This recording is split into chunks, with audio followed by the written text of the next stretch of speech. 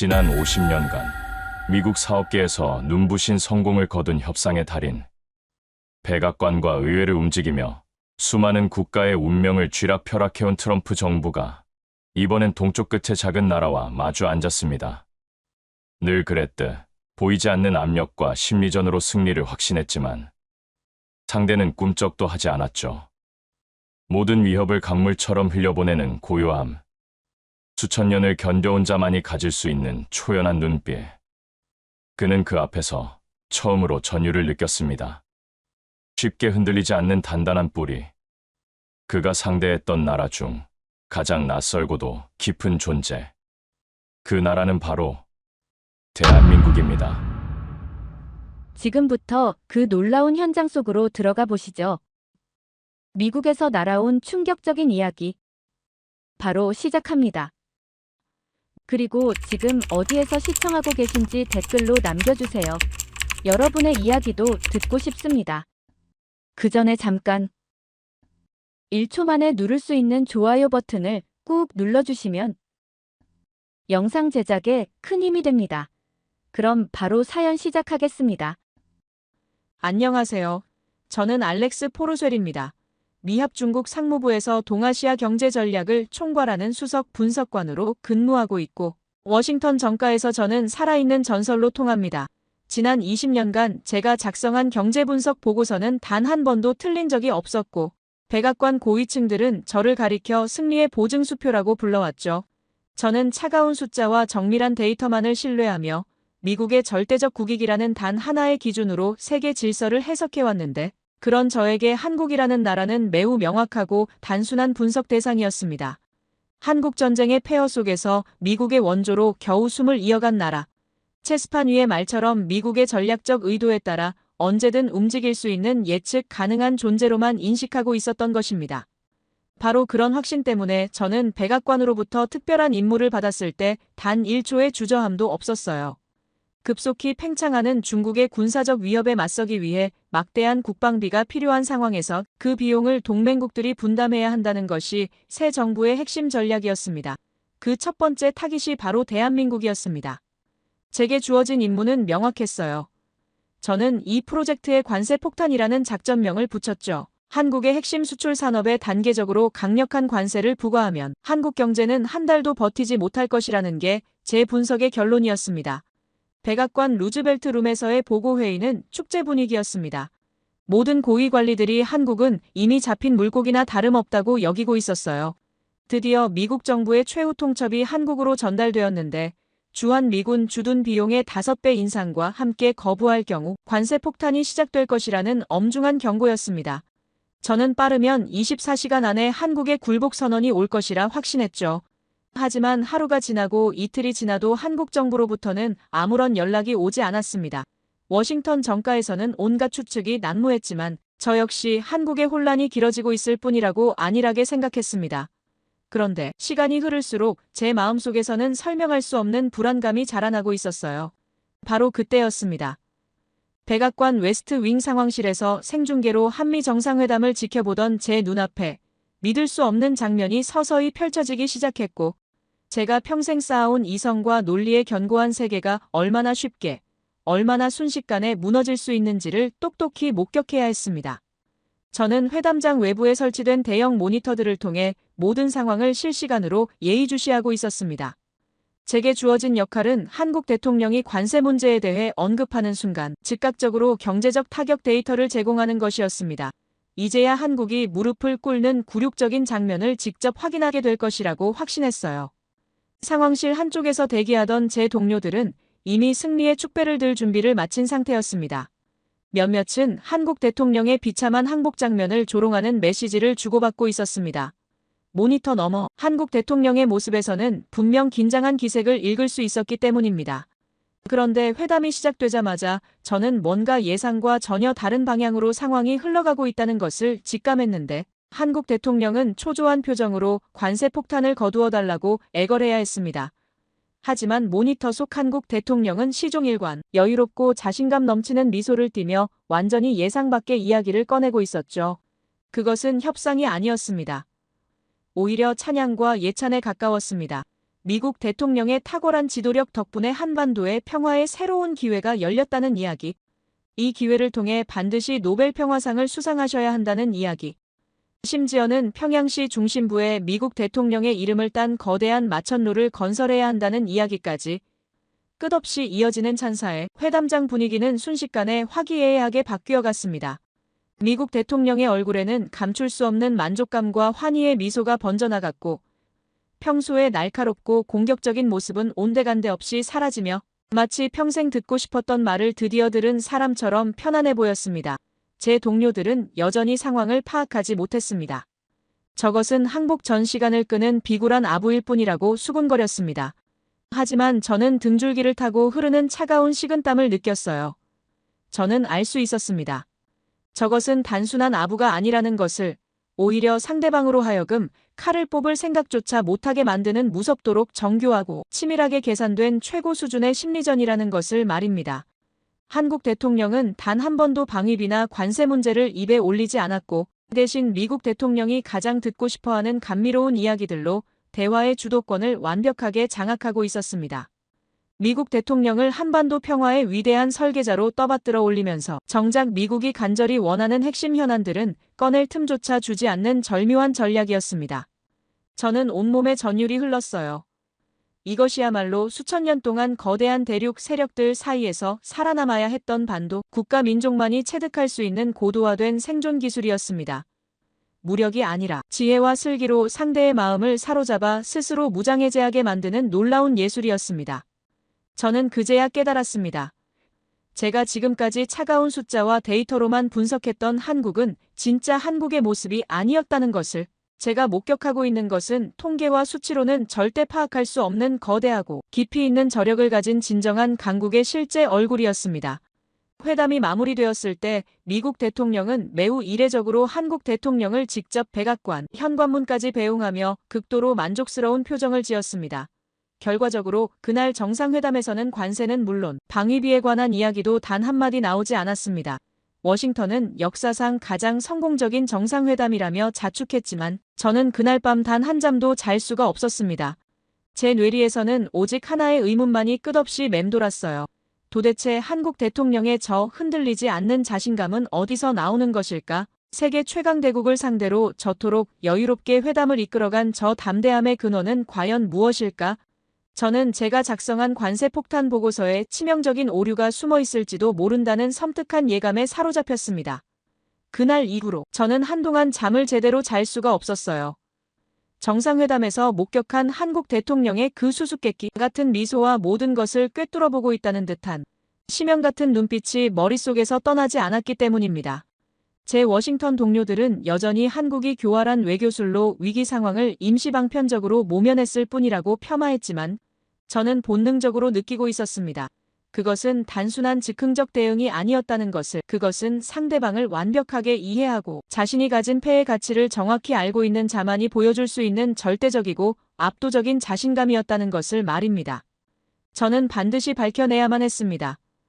과연 무엇이 한국을 저토록 당당하고 흔들림 없게 만들었는가? 세계 유일의 초강대국과 정면 충돌하는 것도 전혀 두려워하지 않는 저 놀라운 담력의 실체는 과연 무엇인가? 저는 제가 작성했던 보고서의 첫 번째 문장으로 다시 돌아가기로 결심했습니다. 미국이 강력한 압박에 나서게 된 근본적인 이유. 바로 중국의 무서운 속도로 진행되는 군사적 팽창에 맞서기 위한 미국의 절박하고 처절한 몸부림, 그 중에서도 가장 시급하고 핵심적인 과제인 해군력 재건 프로젝트를 처음부터 다시 철저하게 재검토하기 시작했습니다. 저는 상무부 수석 분석관으로서 보유한 최고 등급의 기밀 접근 권한을 이용해 펜타곤과 해군 정보국의 가장 깊숙하고 은밀한 곳에 보관되어 있던 극비 데이터베이스에 접속했습니다. 컴퓨터 화면에 떠오른 첫 번째 숫자는 저로 하여금 제 눈을 의심하게 만들었습니다. 현재 미 해군이 보유하고 있는 전투함은 총 232척이었는데 반면 중국 해군은 이미 400척을 훌쩍 넘어선 상태였습니다. 저는 목이 바짝 마르는 것을 느끼며 다음 데이터를 열어보았습니다. 그 내용은 훨씬 더 충격적이고 절망적이었습니다. 지난 1년 동안 중국이 새롭게 진수한 각종 군함과 전투함은 약 2,000척에 달했지만 미국이 건조 완성한 신조함은 고작 5척에 불과했습니다. 이것은 단순한 숫자의 격차가 아니었습니다. 이것은 미국이라는 거대한 제국의 산업, 토대와 기반 자체가 뿌리부터 썩어 문드러져 가고 있다는 명백하고 부인할 수 없는 증거였습니다. 한때는 전 세계 바다의 절대 지배자였던 미국의 조선 산업은 이제 산업 생태계 전체가 거의 소멸해버린 상태나 다름없었습니다. 저는 떨리는 손으로 컴퓨터 시뮬레이션 프로그램을 가동시켰습니다. 현재의 상황과 추세가 그대로 지속된다면 앞으로 10년 후 태평양 지역의 재해권 판도는 어떻게 될 것인가? 시뮬레이션 결과는 참담하기 그지없었습니다. 총 10번의 가상, 시나리오 모두에서 미 해군은 완전하고 압도적인 패배를 당하는 것으로 나타났습니다. 각종 보고서들은 한결같이 동일한 결론을 내리고 있었습니다. 미국의 해양 패권을 단기간 내에 회복시킬 수 있는 유일하고 절대적인 방법은 세계 최고 수준의 조선 기술력과 압도적인 생산 능력을 보유한 국가와의 전면적인 협력뿐이라고, 그리고 그런 조건을 완벽하게 갖춘 나라는 지구상에 단 하나, 바로 대한민국뿐이었습니다. 바로 그 순간 마치 하늘에서 떨어진 번개에 온몸을 관통당한 것 같은 강렬한 전율이 저를 휩쌌습니다. 흩어져 있던 모든 퍼즐 조각들이 한꺼번에 제자리를 찾아가며 맞춰지는 것 같은 무서운 깨달음이 제 머리를 강타했습니다. 정상회담에서 한국 대통령이 보여준 그 흔들림 없는 여유로움의 진짜 이유를, 관세 폭탄이라는 협박에도 눈 하나 깜짝하지 않았던 그 놀라운 자신감의 진정한 근원을 마침내 깨닫게 된 것입니다. 상황은 우리가 생각했던 것과 정확히 정반대였습니다. 우리가 한국의 목줄을 쥐고 있는 것이 아니라 오히려 우리의 생존과 미래가 한국의 소나귀에 달려 있었던 것입니다. 우리는 먹이를 노리는 사냥꾼이 아니었습니다. 오히려 절벽 끝으로 내몰려 상대방의 자비와 협조를 간절히 구해야 하는 절박하고 위태로운 처지였던 것입니다. 이 경악스럽고 충격적인 진실 앞에서 저는 말로 표현할 수 없는 깊은 무력감과 허탈감에 빠져들었습니다. 제가 평생에 걸쳐 쌓아올린 모든 전략과 분석과 데이터는 이 거대하고 냉혹한 현실의 벽 앞에서 아무런 의미도 가치도 없는 것이었습니다. 한국은 이 모든 사실을 처음부터 정확히 꿰뚫어보고 있었던 것입니다. 자신들의 존재와 협력 없이는 미국의 미래도 희망도 없다는 것을 누구보다 명확히 파악하고 있었고, 가장 완벽한 타이밍에 가장 완벽한 방식으로 우리의 오만함과 착각을 조용히 비웃고 있었던 것입니다. 저는 제 조국 미국에 대한 참을 수 없는 분노와 실망감을 느끼는 동시에 한국이라는 나라에 대해서는 소름이 끼칠 정도의 경외감과 존경심을 품지 않을 수 없었습니다. 하지만 저의 충격과 깨달음은 여기서 끝나지 않았습니다. 저는 곧이어 조선업이라는 거대한 빙산의 수면 위 일각 아래에 상상조차 할 수 없을 만큼 더 크고 무서운 진실이 숨겨져 있다는 것을 발견하게 됩니다. 조선소에서 받은 그 엄청난 충격은 저를 훨씬 더 깊고 어둠 심연으로 이끌었습니다. 저는 스스로에게 이런 질문을 던져보았습니다. 만약 배의 외형과 몸체를 만드는 기술이 한국에 완전히 종속되어 있다면 그 배의 두뇌 역할을 하는 각종 전자장비와 신경망 같은 통신체계는 과연 안전한 것일까? 저는 조사의 범위를 미국 방위산업의 가장 핵심적이고 민감한 영역, 바로 그 심장부로 확대해 나가기 시작했습니다. 록히드 마틴의 자랑이자 하늘의 제왕인 F-35 스텔스 전투기, 레이시온이 개발한 바다의 눈이라 불리는 이지스 전투관리 시스템, 그리고 미군의 전 세계 통신망을 책임지는 최첨단 군사위성까지 미국의 국가 안보를 떠받치고 있는 이 모든 첨단 무기 체계들의 부품, 공급망과 기술 의존도를 하나하나 세밀하게 추적해 들어갔습니다. 그리고 제가 마주하게 된 진실은 이전의 모든 충격을 무색하게 만들어버릴 만큼 훨씬 더 근본적이고 절망적인 것이었습니다. 이것은 단순한 경제적 종속관계의 문제가 아니었습니다. 이것은 이미 미국이라는 거대한 초강대국이 자신도 전혀 모르는 사이에 생명 유지장치를 다른 나라에 완전히 연결당해버린 것과 같은 끔찍하고 위험천만한 현실이었습니다.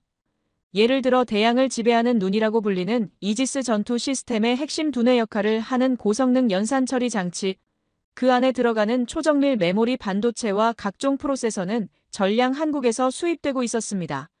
만약 한국이 어떤 이유로든 이 핵심 부품들의 수출을 중단한다면 미국이 자랑하는 최신의 이지스 구축함들과 순양함들은 순식간에 아무짝에도 쓸모없는 고철 덩어리로 전락하게 되는 것이었습니다. 하늘의 절대 제왕이라 불리는 F-35 스텔스 전투기의 상황은 훨씬 더 심각하고 치명적이었습니다. 전투기의 모든 기능과 작동을 총괄 통제하는 중앙 컴퓨터 시스템은 물론이고 적의 레이더망을 무력화시키는 스텔스 기능의 핵심인 특수 도료와 흡수 소재의 원천 기술까지 모두 한국산 부품과 기술에 전적으로 의존하고 있었습니다. 저는 도저히 믿을 수가 없어서 같은 데이터를 여러 번 반복해서 확인했습니다. 하지만 결과는 조금도 바뀌지 않았습니다. 미국이 세계에 자랑하는 가장 위대한 기술적 성취이자 최첨단 무기 체계들이 사실은 한국의 기술이라는 생명의 피를 공급받지 않으면 단 하루도 정상적으로 작동할 수 없는 상태였던 것입니다. 바로 그때 저는 마침내 이해할 수 있었습니다. 한국의 방위산업, 이른바 K방산이 어떻게 그토록 짧은 시간 안에 세계 최고 수준으로 급성장할 수 있었는지를 말입니다. 한국은 처음부터 모든 것을 완벽하게 갖추고 있었던 것입니다. 최첨단 무기 개발과 생산에 필요한 핵심 소재와 원천 기술부터 시작해서 그것을 실제로 구현해낼 수 있는 반도체와 전자기술, 그리고 최종적으로 완성품을 대량 생산해낼 수 있는 제조 능력까지 완벽하고 통합적인 수직 계열화 시스템을 이미 수십 년 전부터 조용히 완성해놓고 있었던 것입니다. 미국이 전 세계를 상대로 끊임없이 전쟁을 벌이며 군사기술의 우위를 과시하고 있는 동안 한국은 아무도 주목하지 않는 조용한 곳에서 기술 그 자체의 뿌리와 근본을 천천히 그러나 확실하게 장악해 나가고 있었던 것입니다. 저는 텅 빈 사무실에 홀로 앉아 말로 표현할 수 없는 거대한 무력감과 절망감에 휩싸였습니다. 제가 지금까지 해온 모든 분석과 전략 수립과 정책 제안은 이 압도적이고 냉혹한 진실 앞에서 마치 어린아이의 소꿉놀이처럼 초라하고 무의미하게 느껴졌습니다. 미국은 이미 총성 한 번 울리지 않은 조용한 전쟁에서 완전히 패배한 것이나 다름없었습니다. 우리는 이미 기술과 산업의 핵심 혈맥을 적에게 내어준 상태였던 것입니다. 이런 전략적이고 근본적인 취약점을 깨닫고 나니 한국이 왜 그토록 민감하고 예민한 핵기술 관련 권한을 요구했는지 그 마지막 의도와 목적이 비로소 선명하게 보이기 시작했습니다. 저는 제 사무실에 홀로 앉아 하나의 중대한 질문에 대한 답을 찾기 위해 고민에 빠졌습니다. 과연 무엇이 우리의 계산에서 빠져 있었던 것일까? 숫자와 데이터로 한국을 완전히 굴복시키겠다는 우리의 완벽해 보였던 계획에서 백악관이 최종 승인한 관세 폭탄 전략의 모든 변수와 시나리오를 다시 한번 철저히 검토해 보았지만 여전히 그 결정적인 답을 찾을 수가 없었습니다. 그러다가 문득 정상회담 직전 한국 측이 비공식 채널을 통해 던졌던 그 수상한 요구 사항이 떠올랐습니다. 한미 원자력 협정의 전면 개정이라는 주제였는데 당시에는 패배 직전에 몰린 약자의 허무맹랑하고 비현실적인 발악 정도로만 치부하고 넘어갔던 그 한마디가 이제는 거대한 암호이자 수수께끼처럼 제 뇌리에서 맴돌기 시작했습니다. 저는 거의 미친 사람처럼 다시 컴퓨터 앞에 앉아 각종 데이터베이스에 접속하기 시작했습니다. 원자력 기술과 탄도 미사일 기술, 겉으로 보기에는 전혀 연관성이 없어 보이던 이 두 개의 키워드를 서로 교차 분석하고 연결해보기 시작했습니다. 그리고 마침내 발견한 하나의 극비 보고서 앞에서 저는 온몸에 피가 얼어붙는 것 같은 극도의 충격과 공포를 느껴야만 했습니다. 그것은 한국이 독자적으로 개발한 현무 시리즈 탄도 미사일의 진짜 능력과 잠재력에 관한 최고 기밀 문서였습니다. 이미 제가 파악하고 있던 사거리와 정밀도와 파괴력을 훨씬 뛰어넘어 그 문서에는 상상조차 하지 못했던 무서운 비밀이 기록되어 있었습니다. 바로 핵탄두 탑재를 전제로 한 설계, 변경 가능성에 대한 상세한 기술적 분석이었습니다. 물론 해당 보고서는 그럴 가능성이 매우 낮다고 결론을 내리고 있었습니다. 하지만 그것은 어디까지나 한국이 미국의 해구산 체제 아래에 안주하며 머물러 있을 것이라는 전제 조건 하에서였습니다. 저는 온몸에 소름이 돋는 것을 느꼈습니다. 이제야 모든 퍼즐의 마지막 조각까지 완전히 이해되기 시작했어요. 세계 최고 수준의 원자력 발전 기술과 핵연료 처리 능력을 보유한 나라, 동시에 대륙간 탄도 미사일 기술까지 완벽하게 보유한 나라, 그런 나라에게 미국의 주한미군 철수라는 위협은 더 이상 위협이 될 수 없었습니다. 오히려 그것은 한국에게 씌워져 있던 마지막 족쇄와 제약을 미국 스스로가 풀어주는 것과 같은 어리석고 자충수적인 행동이었던 것입니다. 한국은 미국의 해고산이나 안보 보장 없이도 스스로를 충분히 지킬 수 있는, 아니, 오히려 훨씬 더 강력하고 독립적인 힘을 가질 수 있는 모든 잠재력과 기술적 토대를 이미 완성해놓고 있었던 것입니다. 한국은 핵무기라는 궁극의 카드를 언제든지 꺼내들 수 있는 준비를 마친 채로 우리의 모든 계획과 전략을 처음부터 끝까지 비웃고 있었던 것입니다. 이제 저는 인생의 가장 중대한 선택을 해야만 했습니다. 이 모든 끔찍하고 충격적인 진실을 덮어두고 조국이 파멸의 길로 걸어 들어가는 것을 침묵 속에서 지켜만 볼 것인가? 아니면 이 모든 사실을 세상에 폭로하고 반역자라는 치욕적인 낙인을 뒤집어 쓴 채 제가 가진 모든 것을 잃을 것인가? 저는 그날 밤 한순간도 잠들지 못한 채 인생 마지막이 될지도 모르는 보고서를 작성하기 시작했습니다. 그것은 제가 분석관으로서 작성하는 최후의 보고서가 될 것이었습니다. 보고서의 첫 문장은 이렇게 시작되었습니다. 세계 최강 초강대국 미국의 대한민국 압박 전략은 그 어떤 굴복도 타협도 거부하며 오직 자신들만의 길을 개척해온 진정한 강국, 대한민국이라는 단 하나의 변수 앞에서 처참하게 무너져 내렸고, 저는 그 보고서에 제가 발견한 모든 진실과 현실을 빠짐없이 담아냈습니다. 관세 폭탄이 어떻게 치명적인 관세 역풍이 되어 미국 자신의 심장을 겨누게 될 것인지, 미국의 해양 패권 회복이 왜 한국의 조선 기술 없이는 단 한 척의 군함도 제대로 건조할 수 없는 상황인지, 그리고 마지막으로 우리가 최후의 카드로 준비했던 주한미군 철수라는 위협이 어떻게 한국에게 핵무기 개발의 완벽한 명분과 기회를 제공하는 최악의 자충수가 될 것인지를 구체적이고 상세하게 기록했습니다. 숫자와 데이터로 한국을 완전히 굴복시키겠다던 백악관 승인 계획은 단 일주일도 안 되어 자기 자신을 공격하는 가장 어리석고 위험한 전략임이 명백히 드러났습니다. 저는 이 모든 사실을 냉정한 데이터와 과학적 수치로 철저히 입증했어요. 다음 날 아침 저는 완성된 보고서를 들고 마이클스 국장의 사무실로 향했는데, 보고서를 건네받은 마이클스 국장의 얼굴은 처음에는 의아함과 당황스러움으로, 그리고 몇 분 후에는 경악과 충격으로, 마지막에는 걷잡을 수 없는 분노와 격분으로 일그러져 갔습니다. 마이클스 국장은 보고서를 책상 위로 내동댕이치며 저에게 고함을 질렀습니다. 이것은 객관적 분석이 아니라 명백한 반역 행위라고, 조국에 대한 배신이자 배반이라고 분노했습니다. 저는 어떠한 해명이나 변명도 하지 않았습니다. 다만 무너져가는 조국을 구하고 싶었을 뿐이었습니다. 하지만 마이클스 국장은 제가 예상했던 것과는 다른 반응을 보였습니다. 분노가 가라앉아 차가운 계산이 그의 눈에 떠올랐습니다. 미국이라는 초강대국의 자존심과 체면을 고려할 때 이런 보고서가 공개적으로 받아들여질 리는 만무하다는 것을 그도 잘 알고 있었던 것입니다.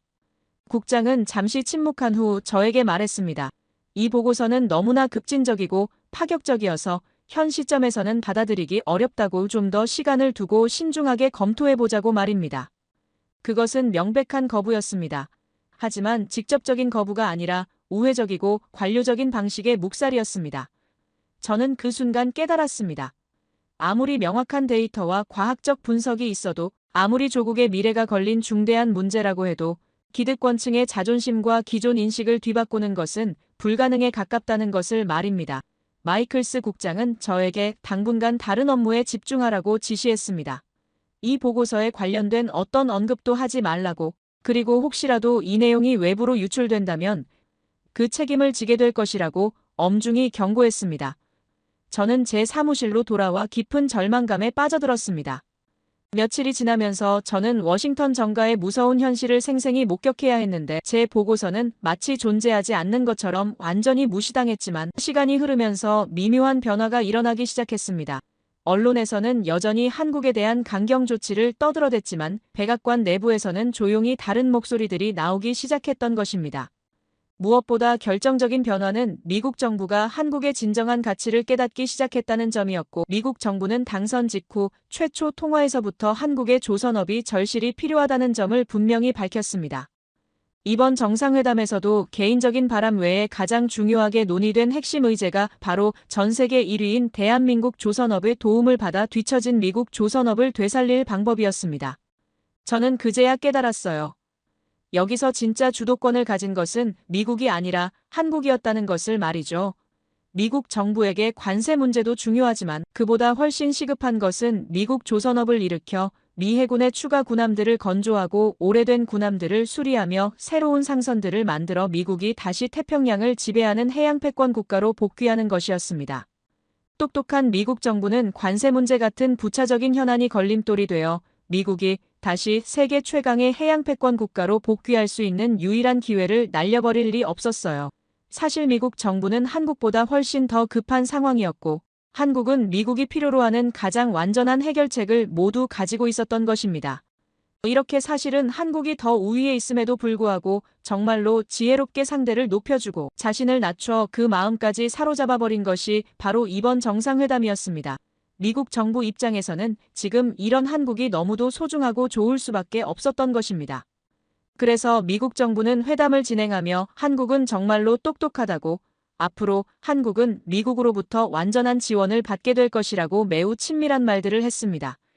최근 진행했던 다른 여러 국가 정상들과의 무겁고 불쾌했던 회담들과는 달리 이제야 서로의 마음이 맞는 최고의 파트너를 만난 것처럼 기뻐했던 것입니다. 지금 다른 나라들은 이런 한국을 무척 부러워할 것입니다. 하지만 부러우면 자기들도 전 세계 1위 조선업을 가지고 있으면서 동시에 반도체와 자동차 산업까지 세계 1위를 하든지, 아니면 자국을 배경으로 만든 엔터테인먼트와 문화 콘텐츠로 전 세계 모든 차트를 석권하며 휩쓸 정도로 최강의 문화력을 가진 매력적인 나라가 되든지, 그것도 안 되면 분단 국가라는 특수한 상황을 극복해야 하는데, 그 모든 어려운 조건들을 다 갖추고 있는 곳은 이 세상에서 현재 한국뿐입니다. 물론 앞으로 많은 과제들이 남아있지만 정말 어려웠던 그 첫 단추를 너무도 잘 꿰었습니다. 그리고 무엇보다 미국 정부가 다른 그 어떤 국가들보다 가장 큰 호감을 한국에 대해 갖게 된 것으로 보입니다. 이제부터는 지금까지보다 더 지혜롭게 그런 좋은 기분과 분위기를 잘 이어가서 조선업처럼 미국에게 필요한 것, 또 노벨상처럼 미국 정부가 원하는 것, 그리고 한반도 평화처럼 양국 모두에게 필요하고 중요한 것을 차근차근 잘 협력하고 운영해 나가야 합니다. 몇 년 후에는 정말 미 해군의 전력도 빨리 회복되어 태평양에서 중국의 확장을 억제할 만큼 다시 강해지고, 또 우리 한반도에도 드디어 항구적인 평화가 찾아오며 한국과 미국이 함께 만들어내는 멋진 미래를 볼 수 있기를 바랍니다. 대한민국은 이미 스스로의 힘으로 당당히 일어선, 그 누구도 함부로 무시하거나 얕볼 수 없는 진정한 강대국이 되어 있었습니다. 앞으로 한미 관계가 상호 존중과 신뢰의 굳건한 기반 위에서 더욱 발전하고 번영해 나갈 수 있기를 진심으로 바랍니다. 그리고 전 세계가 대한민국의 놀라운 저력과 잠재력을 올바르게 인식하고 함께 평화와 번영의 새로운 미래를 만들어가는 그런 시대가 하루빨리 오기를 간절히 기원합니다. 제 이야기를 끝까지 들어주셔서 진심으로 감사합니다. 모두 안녕히 계세요. 오늘의 사연 어떻게 들으셨나요? 우리가 보통 한 나라를 볼 때 눈에 보이는 경제력이나 군사력 같은 걸로 쉽게 판단하곤 하잖아요. 그런데 어쩌면 한국가의 진짜 무서움은 그런 숫자로 표현할 수 없는 곳에 있는 게 아닐까 싶습니다. 수천 년 동안 수많은 위기를 이겨내면서 그 민족의 DNA에 새겨진 무언가, 겉으로 드러나지 않는 그들만의 단단한 자존심 같은 거요. 어쩌면 가장 강력한 무기는 최첨단 미사일이 아니라 그 누구도 얕볼 수 없게 만드는 그 보이지 않는 힘일지도 모르겠습니다. 한 나라의 진짜 저력은 과연 어디에서 나오는 걸까요? 그리고 그 힘은 과연 현대의 기준으로 측정할 수 있는 걸까요? 여러분의 생각을 아래 댓글에 알려주세요. 충격적인 일이 벌어지고 있습니다. 러시아와 독일 사이에서 수백 년을 견뎌온 동유럽의 작은 나라가 아시아의 기술 강국에 깜짝 놀라고 말았다고 하는데요. 세계 강대국들의 그늘에서 자신만의 길을 개척해온 폴란드가 태평양 너머 기술 선진국의 혁신적 역량 앞에 경외심을 표하는 순간 동서양의 역사적 조우가 새로운 협력의 장을 열고 있다고 합니다. 그 놀라운 현장 속으로 들어가 보실까요? 폴란드에서 날아온 충격적인 이야기 지금 시작합니다. 그리고 어디에서 듣고 계신지 아래 댓글에 나눠주세요. 그 전에 잠깐 1초 만에 누를 수 있는 좋아요 버튼을 꾹 눌러주시면 영상 제작에 큰 힘이 됩니다. 그럼 바로 사연 시작하겠습니다. 안녕하세요. 저는 바르샤바 공과대학교에서 산업경영학을 가르치는 엘라 모니카라고 합니다. 경제학 박사이자 유럽 산업 시스템을 연구하는 전문가로 활동하고 있어요. 오늘은 제가 경험한 충격적인 이야기를 들려드리려 합니다. 2023년 가을, 폴란드 브로츠와프에 있는 LG 에너지 솔루션 공장을 방문했을 때의 일인데요. 그날의 경험은 제 생각을 완전히 바꿔놓았습니다. 솔직히 처음에는 그저 학생들에게 보여줄 사례 연구 자료를 수집하러 간 것뿐이었지만 그곳에서 목격한 현실은 제가 알던 산업 시스템의 개념을 완전히 뒤흔들었어요. 폴란드는 오랫동안 유럽의 변방 국가로 여겨졌습니다. 우리는 언제나 독일이나 프랑스 같은 나라들의 기술력을 부러워했고 폴란드의 공장들은 외국 기업들의 하청업체 역할에 머물러 있었어요. 이런 역사적 상처는 우리 산업계의 깊은 콤플렉스로 자리 잡았습니다. 한때는 우리도 자랑스러운 산업국가였지만 공산주의 시절을 거치며 기술력에서 크게 뒤처졌어요. 이제 와서 또 아시아의 작은 나라 한국이 우리에게 기술을 가르친다니 솔직히 처음엔 기분이 썩 좋지 않았습니다. 하지만 브로츠와프 공장에 도착했을 때 저를 맞이한 것은 경악할 만한 광경이었습니다. 거대한 생산 라인이 놀라운 정밀도로 움직이고 있었어요. 그 속에는 폴란드가 지금껏 경험하지 못했던 산업의 비밀이 숨겨져 있었습니다. 이건 단순한 배터리 공장이 아니었어요. 마치 미래에서 온 듯한 첨단 설비들이 빈틈없이 조화를 이루고 있었습니다. 가이드는 이 공장이 연산 90기가와트시 규모의 생산 능력을 갖추고 있으며 전기차용 NCM 배터리와 LFP 배터리, ESS 배터리 등 세 종류의 제품을 동시에 생산하게 된다고 설명했습니다. 이는 LG엔솔의 글로벌 생산기지 중에서도 처음 시도되는 역사적 쾌거라고 했어요. 왜 이런 혁신적인 시도를 하필 폴란드에서 하는지 의문이 들었습니다. 우리 폴란드 사람들이 그렇게 뛰어난가요? 제가 물었을 때 가이드는 웃으며 대답했습니다. 브로츠와프 공장은 이미 높은 수율을 바탕으로 LG의 유럽 전진기지 역할을 해왔습니다. 여기서 만든 배터리는 르노와 같은 유럽 자동차 브랜드에 공급됩니다. 저는 더 깊이 파헤쳐 물었습니다. 하지만 이런 첨단 기술을 왜 폴란드에서 생산하나요? 그냥 한국에서 만들어 수출하면 되지 않나요? 가이드의 설명은 제게 또 다른 충격을 주었어요. 이건 단순한 비용 문제가 아닙니다. LG는 지역별 맞춤형 생산 전략을 펼치고 있어요. 유럽에서 필요한 배터리는 유럽에서, 북미에서 필요한 건 북미에서 생산합니다. 이 말을 듣는 순간 저는 불편한 진실과 마주했는데 한국은 더 이상 값싼 제품을 만드는 나라가 아니었어요. 그들은 세계가 인정한 기술력으로 초격차를 만들어내고 있었습니다. 작은 나라에서 시작했지만 이제는 세계 정복자로 떠오른 한국의 기업들. 그들은 대체 어떻게 이런 혁신을 이뤄낸 걸까요? 더 놀라운 것은 공장의 효율성이었습니다. 생산 라인 조정을 통해 세 가지 다른 배터리를 한 공장에서 생산하는 전략은 최소 비용으로 최대 효율을 끌어내는 한국식 혁신이었어요. 신규 공장 건설 대신 기존 라인을 최적화하는 이 접근법은 전 세계 배터리 산업의 판도를 바꿀 수 있는 혁신적 시도였습니다. 저는 무거운 마음으로 메모를 하면서 생각했습니다. 우리 폴란드는 언제쯤 이런 기술을 자체적으로 개발할 수 있을까요? 언제쯤 우리만의 혁신으로 세계를 놀라게 할 수 있을까요? 그날 저는 한국이라는 나라와 그들의 기술력에 대해 완전히 새로운 시각을 갖게 되었어요.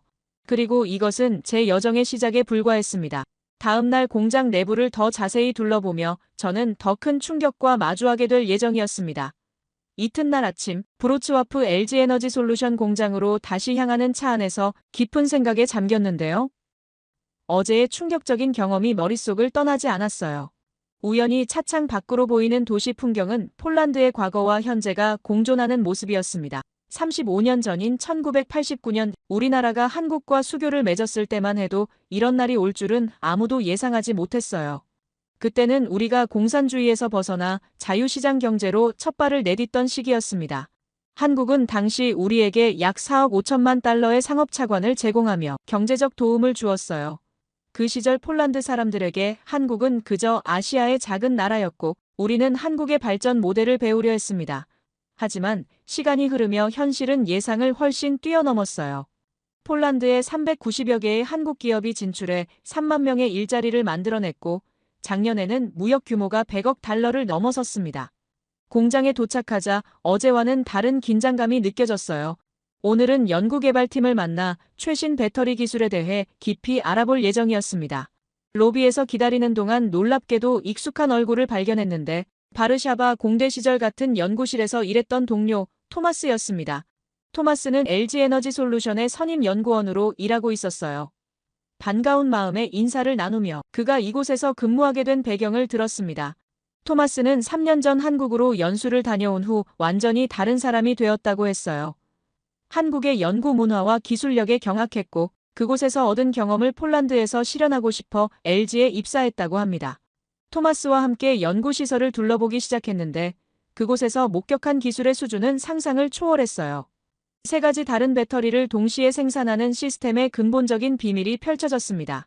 일반적으로 다른 종류의 배터리는 완전히 다른 생산 라인과 설비가 필요하지만 이곳에서는 핵심 공정을 공유하면서도 각 제품의 특성을 최적화하는 역사적 쾌거를 이루고 있었어요. 토마스는 자랑스럽게 설명했습니다.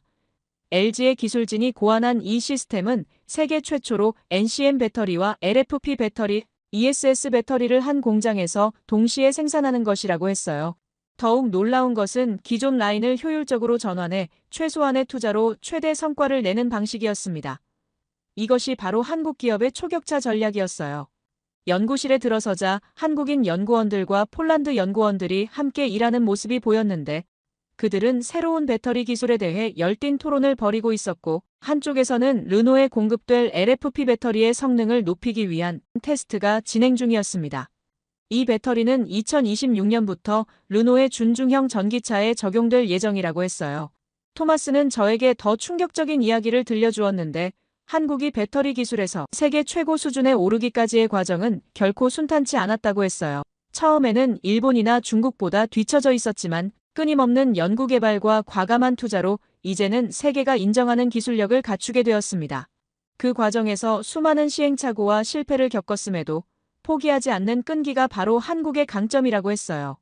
특히 인상적이었던 것은 폴란드 브로츠와프 공장의 전략적 위치였는데 이곳은 단순한 제조 공장이 아니라 유럽 전체를 위한 배터리 공급 거점이었어요. 르노와의 계약은 2030년까지 59만 대의 전기차에 들어갈 39기가와트시 규모의 배터리를 공급하는 대규모 프로젝트였습니다.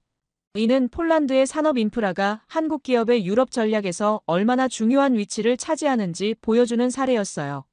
점심시간에 토마스와 함께한 대화는 저의 인식을 더욱 깊이 바꿔놓았는데 그는 한국의 기업 문화가 겉으로 보기에는 엄격하고 위계적으로 보여도 그 속에는 인간적인 배려와 팀워크를 중시하는 정신이 깔려있다고 설명했어요. 평소 유럽의 자유로운 문화에 익숙했던 그도 처음에는 적응하기 어려웠지만 시간이 지나면서 그 시스템의 효율성과 안정성에 감탄하게 되었다고 합니다. 오후에는 실제 생산 라인을 자세히 살펴볼 기회가 있었는데 그곳에서 다시 한번 경악할 만한 광경을 목격했어요.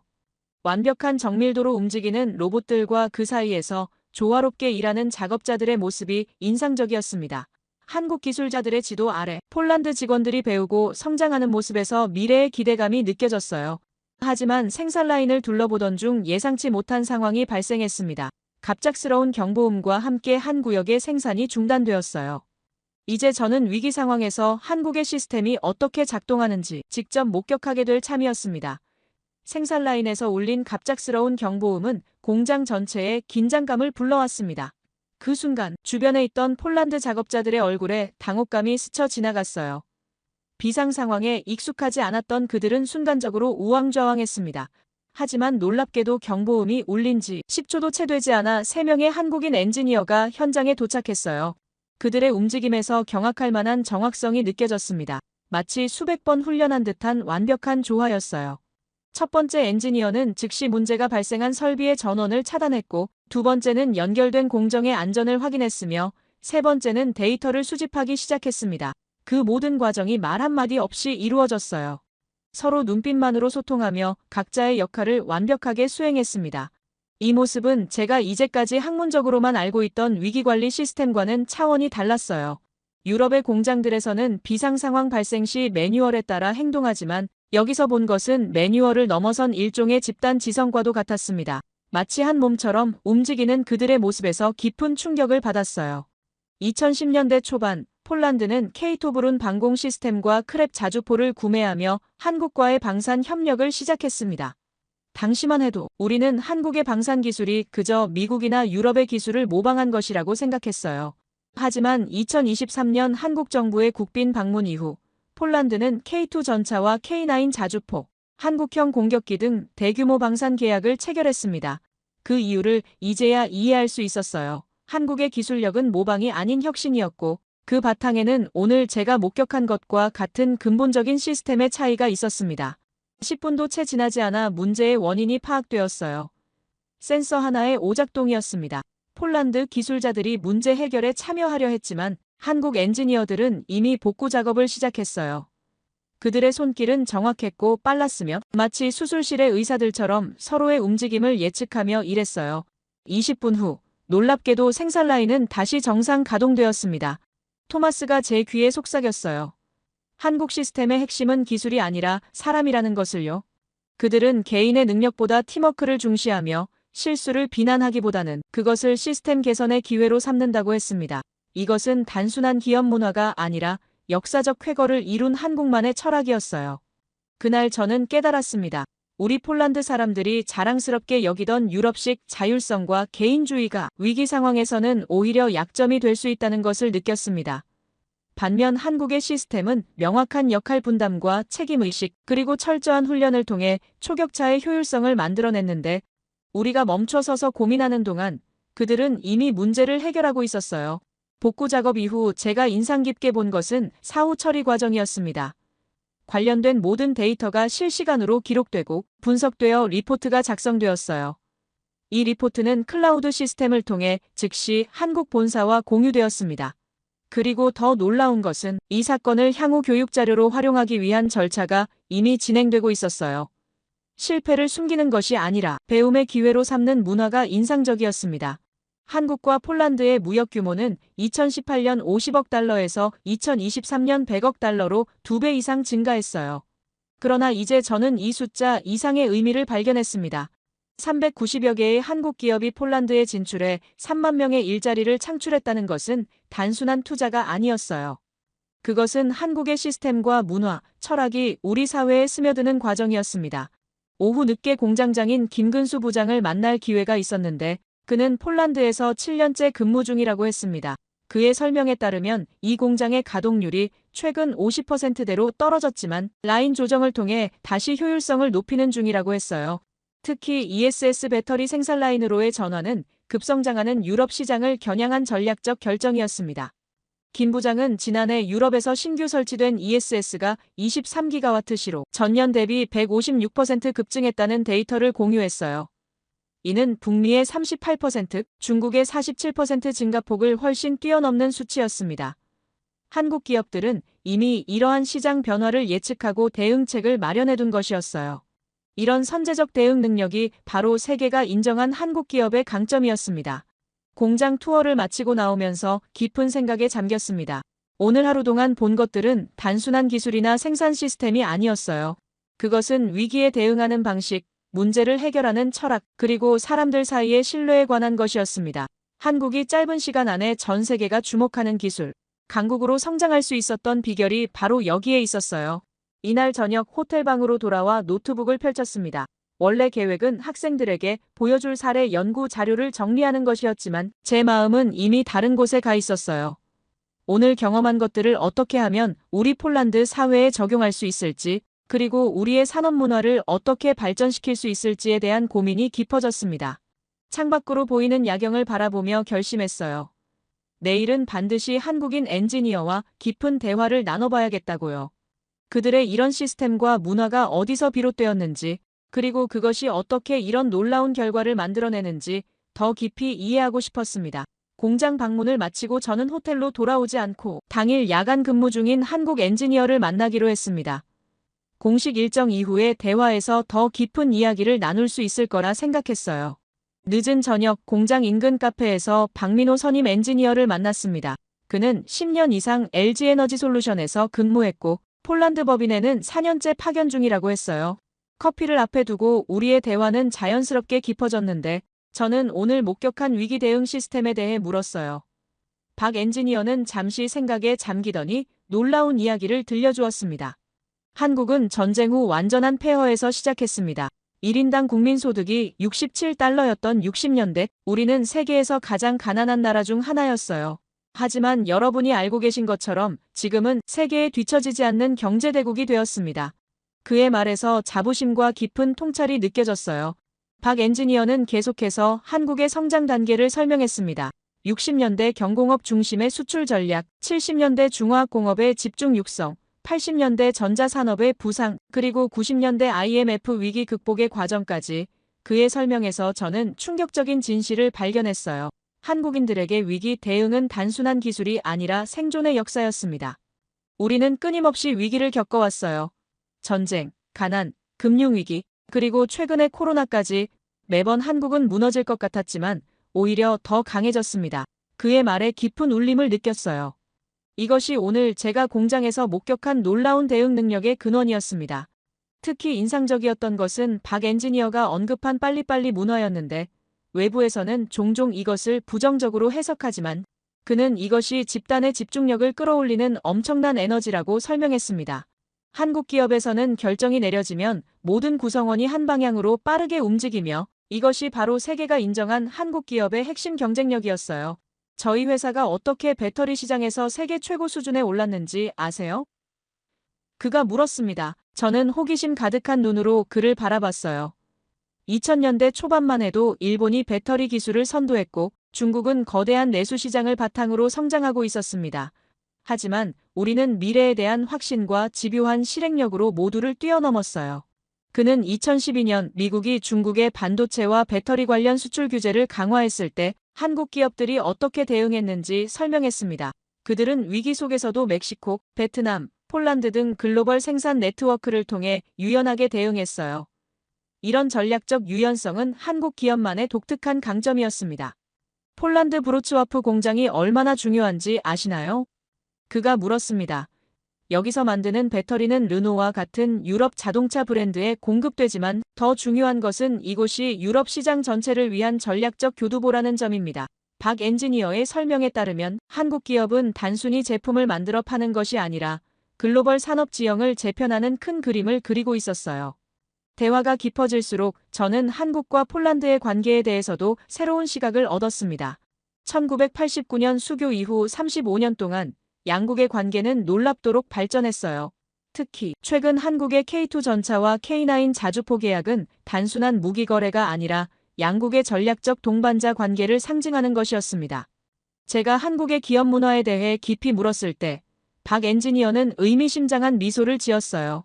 많은 외국인들이 한국의 기업 문화를 수직적이고 엄격하다고 생각합니다. 하지만 그 안에는 따뜻한 동료애와 명확한 책임의 흐름이 있어요. 그의 설명에 따르면 한국 기업의 진정한 강점은 기술력이 아니라 사람들 사이의 신뢰와 헌신이었습니다. 그는 자신이 처음 폴란드에 왔을 때의 경험을 나누었는데 언어와 문화의 장벽이 있었지만 그는 폴란드 동료들에게 한국식 문제 해결 방식을 가르치기보다 함께 배우며 성장하는 접근법을 택했다고 합니다. 놀랍게도 이런 상호 존중의 문화가 폴란드 공장의 생산성을 크게 향상시켰습니다. 밤이 깊어갈수록 우리의 대화는 더욱 진솔해졌어요. 한국이 어떻게 50년 만에 전쟁의 폐허에서 세계를 선도하는 기술 강국으로 성장했는지, 그 역사적 쾌거의 이면에는 어떤 정신이 있었는지 이해하기 시작했습니다. 그것은 단순한 근면함이나 효율성이 아니라 위기를 기회로 바꾸는 초격차의 철학이었어요. 우리는 자원이 부족한 작은 나라입니다. 하지만 그래서 더 열심히, 더 스마트하게 일할 수밖에 없었어요.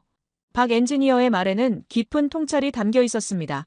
한국 기업들이 글로벌 경쟁에서 살아남기 위해 채택한 전략은 단순한 기술 혁신이 아니라 사람과 시스템, 그리고 문화의 혁신이었어요.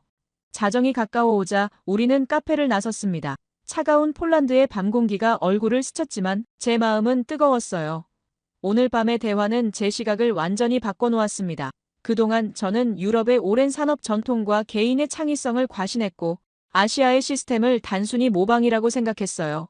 하지만 이제는 한국의 접근법이 단순한 기술이 아니라 깊은 철학과 집단 지성에서 비롯된 것임을 깨달았습니다. 호텔로 돌아가는 길에 브로츠와프의 밤거리를 걸으며 생각했어요. 우리 폴란드가 한국에게서 배울 수 있는 것은 무엇일까? 그들의 시스템과 문화에서 우리가 적용할 수 있는 요소는 무엇일까? 공장에서 마주한 위기 대응 시스템과 오늘 밤들은 한국의 성장 스토리가 머릿속에서 맴돌았습니다. 일주일 후 바르샤바 공과대학교 대강당은 학생들로 가득 찼습니다. 제가 진행하는 특별 세미나 글로벌 산업 혁신의 최전선에 예상보다 훨씬 많은 인원이 몰려온 것이었어요. 강단에 서서 객석을 바라보며 지난 공장 방문의 경험이 떠올랐습니다. 오늘은 그곳에서 목격한 충격적인 진실을 학생들과 나눌 차례였어요. 강의를 시작하며 저는 한국에 대한 저의 이전 편견을 솔직히 고백했습니다. 한때는 저도 한국을 단순히 일본이나 미국의 기술을 모방하는 나라로 여겼다고요. 하지만 실제로 본 현실은 제 생각을 완전히 뒤집어 놓았습니다. 스크린에 브로츠와프 공장의 사진을 띄우자 학생들의 눈빛에서 호기심이 느껴졌어요. 제가 경험한 위기 대응 시스템에 대해 설명하기 시작했습니다. 경보음이 울린 지 10초 만에 현장에 도착한 엔지니어들, 말없이도 완벽하게 조화를 이루는 움직임, 그리고 20분 만에 모든 문제를 해결한 놀라운 효율성까지 학생들의 표정에서 경악과 의문이 교차했어요. 한 학생이 손을 들어 질문했지만 저는 먼저 더 깊은 이야기를 들려주고 싶었습니다. 여러분, 브로츠와프 공장에서 제가 본 것은 단순한 배터리 생산 시설이 아니었습니다. 그 속에는 한국이라는 나라의 근본적인 비밀이 숨겨져 있었어요. 저는 한국의 압축 성장에 대해 설명했습니다. 전쟁의 폐허에서 강대국 사이에 당당히 경제대국으로 성장한 역사적 쾌거, 자원도 없고 국토도 작은 나라가 어떻게 세계 정복자로 우뚝 설 수 있었는지 학생들은 숨소리도 내지 않고 경청했어요. 프로젝터에 한국과 폴란드의 무역 통계를 보여주었습니다. 2018년 50억 달러에서 2023년 100억 달러로 2배 이상 증가한 교역량, 390여 개의 한국 기업이 폴란드에 진출해 3만 명의 일자리를 창출한 현실. 이 숫자 뒤에 숨겨진 의미를 파헤쳐 보자고 제안했어요. 우리는 종종 이런 성공을 아시아적 근면함이나 단순한 기술력으로 설명하려 합니다. 하지만 그것은 표면적인 이해에 불과해요. 저는 간주했습니다. 제가 본 한국의 시스템은 기술이 아니라 철학이었고, 매뉴얼이 아니라 민족의 혼이 담긴 생존 방식이었습니다. 학생들의 눈빛에서 깊은 호기심이 느껴졌어요. 특히 강조한 것은 한국의 초격차 전략이었습니다. 단순히 따라가는 것이 아니라 한 번에 경쟁자들을 뛰어넘는 도약, LG에너지솔루션이 어떻게 일본과 중국 경쟁사들을 제치고 세계 최고 수준의 배터리 기술을 확보했는지, 그리고 어떻게 NCM 배터리와 LFP 배터리, ESS 배터리를 한 공장에서 동시에 생산하는 혁신을 이뤄냈는지 설명했어요. 스크린에 최근 뉴스 헤드라인을 띄웠습니다. 폴란드가 한국으로부터 국산 방위산업 기술의 결정체들을 대량 구매한 계약, 이것이 단순한 무기거래가 아니라 신뢰와 철학의 교류였다고 강조했어요. 한국과 폴란드가 체결한 전략적 동반자 관계의 진정한 의미를 학생들이 이해하길 바랐습니다. 강의 중반, 제가 야간에 만난 박 엔지니어와의 대화를 공유했습니다. 제가 만난 한국의 기술자는 제게 이렇게 말했어요. 위기는 우리에게 새로운 것이 아닙니다. 매번 한국은 무너질 것 같았지만 오히려 더 강해졌습니다. 이 말에서 저는 한국의 시스템이 단순한 기업 문화가 아니라 생존을 위한 집단 지성이었음을 깨달았습니다. 학생들의 표정에서 깊은 공감이 느껴졌어요. 이어서 미국의 중국 제품에 대한 고율 관세 뉴스를 언급하며 한국 기업들이 어떻게 글로벌 생산 네트워크를 통해 위기를 기회로 바꾸고 있는지 설명했습니다. 멕시코, 베트남, 폴란드의 생산 거점을 연결하는 전략적 유연성이 바로 한국 기업의 근거 있는 자신감의 원천이었어요. 브로츠와프 공장은 이런 글로벌 전략의 첨단 생산 허브로서 유럽 시장 전체를 연결하는 관문 역할을 하고 있었습니다. 강의의 클라이맥스는 한국 시스템의 본질에 관한 것이었는데요. 여러분, 제가 깨달은 가장 중요한 사실은 이것입니다. 그들은 배터리를 만든 것이 아니라 신뢰를 수출하고 있었어요. 이 말의 강당은 잠시 침묵에 빠졌습니다. 한국의 진정한 경쟁력은 기술력이 아니라 사람들 사이의 믿음과 책임, 그리고 위기 속에서도 포기하지 않는 끈기였습니다. 학생들의 눈빛에서 경이로움이 느껴졌어요. 곧이어 저는 폴란드가 한국에게서 배울 수 있는 점에 초점을 맞췄습니다. 우리의 풍부한 인재와 유럽 인프라의 중심이라는 지리적 이점, 여기에 한국식 시스템과 철학이 더해진다면 폴란드는 유럽의 산업 중심으로 도약할 수 있다고 강조했어요. 이는 단순한 기대감이 아니라 브로츠와프 공장이 증명하고 있는 현실이었습니다. 작은 나라 큰 철학, 저는 한국을 이렇게 정의했습니다. 한국의 성공은 우연이 아니라 체계적인 시스템의 결과였어요. 그들은 자원의 부족함을 혁신으로 극복했고 작은 국토의 한계를 글로벌 네트워크로 확장했습니다. 학생들의 열정적인 반응에서 저는 이 메시지가 그들의 마음을 움직였음을 느꼈어요. 강의를 마무리하며 저는 개인적인 고백을 했습니다. 처음 LG에너지솔루션, 브로츠와프 공장에 갔을 때 저는 편견으로 가득했어요. 하지만 이제는 한국의 시스템에 깊은 존경심을 갖게 되었습니다. 이 말에 학생들은 공감의 눈빛을 보냈어요. 세계가 인정한 한국의 성공은 우리에게 새로운 시각을 제시합니다. 우리도 그들처럼 위기를 기회로 바꿀 수 있다는 가능성을요. 질문 시간에 한 학생이 물었습니다. 왜 유럽 기업들은 한국 기업들처럼 효율적이지 못한지? 저는 잠시 생각하다가 답했어요. 우리는 오랜 산업 전통과 개인의 창의성을 중시해왔습니다. 이것은 분명 강점이지만 위기 상황에서는 약점이 될 수도 있어요.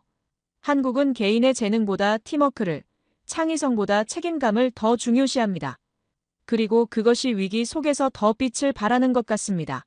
세미나가 끝나고 많은 학생들이 저에게 다가왔습니다. 그들은 한국 기업에서 인턴십을 할 수 있는 방법, 한국어를 배울 수 있는 곳, 한국 유학 프로그램에 대해 물었어요. 이런 관심은 제가 예상했던 것보다 훨씬 뜨거웠습니다. 한 학생은 이렇게 말했어요. 교수님, 졸업 후 한국 기업에 지원할 기회가 있을까요? 그들의 시스템과 철학을 직접 경험하고 싶어서요. 라고요. 연구실로 돌아오는 길에 깊은 생각에 잠겼습니다. 불과 며칠 전 LG에너지솔루션, 브로츠와프 공장 방문이 이렇게 큰 파장을 일으킬 줄은 예상하지 못했어요. 한국에 대한 저의 인식이 완전히 바뀌었을 뿐만 아니라 학생들에게도 새로운 시각과 열정을 불러일으켰습니다. 이것이 바로 교육의 진정한 힘이라고 느꼈어요. 창밖으로 풍경을 바라보며 문득 생각했습니다. 저도 한국에 직접 가서 그들의 시스템과 문화를 더 깊이 경험해보고 싶다고. 폴란드의 미래를 위해, 그리고 저 자신의 학문적 성장을 위해서도 그것은 필요한 여정일 것 같았어요. 결심이 섰습니다. 다음 학기에는 반드시 한국을 방문하리라고요. 한 달 후, 저는 바르샤바 공대 총장실에서 뜻밖의 제안을 받았습니다. 한국과 폴란드 학술교류 프로그램의 일환으로 서울대학교와 카이스트를 방문하는 연구단에 합류해달라는 요청이었어요. 브로츠와프 공장 방문 이후 품었던 한국행 희망이 현실이 된 순간이었습니다. 한국의 미래 비전을 연구하면서 저는 또 다른 충격을 받았어요. 배터리 기술을 넘어 사회, 경제, 환경이 통합된 지속 가능한 발전 모델이 그곳에 있었습니다. 인공지능, 빅데이터, 친환경 기술의 융합은 폴란드가 나아가야 할 방향에 대한 영감을 주었어요. 출발을 앞두고 학생들과 마지막 세미나를 열었습니다. 폴란드와 한국 미래를 위한 협력의 가능성이라는 주제로 진행된 이 시간에 학생들의 관심은 놀라울 정도로 뜨거웠어요. 우리가 목격하는 것은 역사적 쾌거의 시작점에 불과합니다. 한국과 폴란드의 관계는 K2 전차와 배터리를 넘어 교육, 친환경 에너지, 디지털 혁신으로 확장될 것입니다. 이 말에 학생들의 눈빛에서 기대감이 반짝였습니다. 창밖으로 바르샤바의 밤하늘을 바라보며 이 여정이 제 인생의 전환점이 될 것이라는 강한 예감이 들었어요. 저는 한국에서 보게 될 기술과 시스템, 그리고 그 기저에 흐르는 철학을 폴란드의 미래를 위한 청사진으로 삼고 싶었습니다. 잠이 들기 전 문득 깨달았어요. 제가 찾던 답은 결국 시스템이나 기술 자체가 아닌 그것을 만들어낸 사람들의 정신이었습니다. 모든 위대한 변화는 작은 깨달음에서 시작된다는 것을 저는 이제 알고 있었어요. 한국에서의 경험을 통해 폴란드도 세계를 놀라게 할 날이 올 것이라 믿으며 제 이야기를 마치겠습니다. 끝까지 들어주셔서 감사합니다. 모두 안녕히 계세요. 오늘의 사연 어떻게 들으셨나요?